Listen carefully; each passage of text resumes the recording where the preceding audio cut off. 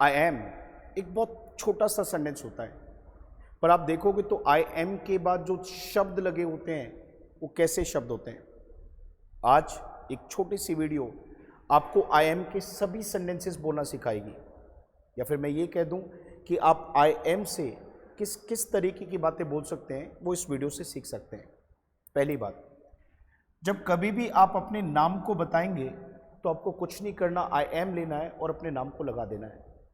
दूसरा, जब कभी भी आप अपने प्रोफेशन को दिखाएं, प्रोफेशन से मेरा मतलब जो भी काम आप करते हैं, जैसे कोई टीचर है तो कोई डॉक्टर है, कोई स्टूडेंट है तो कोई होम मेकर है, सबके अपने अपने प्रोफेशंस हैं। तो जब कभी भी आप अपने प्रोफेशन को दिखाएं तो आई एम से बता सकते हैं, जैसे मैं बोलूं आई एम अ टीचर। तीसरा, जब कभी भी आप अपनी क्वालिटी को दिखाएं, जैसे मैंने क्वालिटी लिखी है एमिएबल।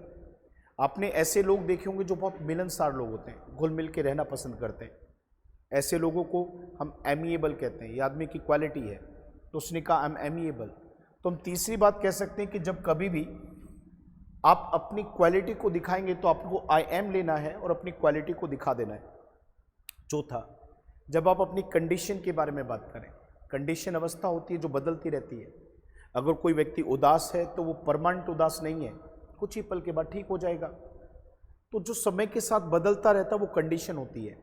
जब कभी भी आप अपनी कंडीशन को दिखाएं तो आप आई एम की मदद से दिखा सकते हैं, जैसे मैंने कहा आई एम सैड। एक तो 4 बात ऐसी दिखाने के लिए आई एम का प्रयोग हम करते हैं। इसके साथ और कब करते हैं, आइए। जब हम किसी भी काम को कर रहे होते हैं, काम वो होता है जिसे हम करते हैं। जैसे गौर से देखिए, मेरा पढ़ाना भी आपको एक काम है, और यहाँ पे ध्यान से देखिए तो यहाँ पढ़ाने वाला काम चल रहा है। आज से कोई भी काम आप कर रहे हैं, जिस काम को आप कर रहे हैं तो आप आई एम लगाएं, और आई एम के बाद उस काम में आई एन जी लगाकर आप ऐसा बता सकते हैं कि मैं ऐसा कर रहा हूँ। जैसे मैंने कहा आई एम टीचिंग, मैं पढ़ा रहा हूँ। आई एम लर्निंग इंग्लिश, आप अपने आप को देखिए, महसूस कीजिए आप इंग्लिश को सीख रहे हैं, तो सीखने वाला काम भी तो चल ही रहा है। तो आपको कुछ नहीं करना सर, आई एम और एम के बाद आई एन जी वाली वर्ब लगा के कह दिया आपने आई एम लर्निंग इंग्लिश। एक और ध्यान रखना बेटा, जितनी भी हमारी ये वर्ब्स होती हैं, कई बार इसके हम थर्ड फॉर्म का प्रयोग आई एम के साथ करते हैं। वर्ब की थर्ड फॉर्म का प्रयोग हम आई एम से करते हैं। ऐसा हम कब करते हैं, जब हम कभी भी ये दिखाने की बात कहें कि मेरे साथ ऐसा होता है। जैसे देखो, अगर मैं यहाँ पर कहूँ कि मैं स्कूल में पढ़ने वाला बच्चा हूँ और मैं कहूँ कि मेरी पिटाई होती है, मैं नहीं करता बल्कि मेरे साथ ऐसा होता है। तो अगर आप आई एम के बाद वर्ब की थर्ड फॉर्म लिखते हैं तो आप इससे ये दिखा रहे हैं कि मेरे साथ ऐसा होता है। जैसे मेरी पिटाई होती है, आई एम बिटन। सेम इसी तरीके से मुझे बताया जाता है, तो मुझे बताया जाता है I am told, I am informed. तो मेरे साथ कोई काम होता है तो यानी कि पैसिव स्टेटमेंट है, तो मैं आई एम के साथ वर्ब की थर्ड फॉर्म लगा के इस बात को बताऊंगा। तो लास्ट में मैं सम अप करता हूं कि आई एम की मदद से हम कैसे कैसे सेंटेंसेस को बोल सकते हैं। सबसे पहले ऐसे सेंटेंस जिनमें वर्ब नहीं होती, जिसमें कोई काम नहीं होता, बल्कि आपका नाम है, आपका प्रोफेशन है, आपकी कंडीशन है, आपकी क्वालिटी है, ऐसा कुछ।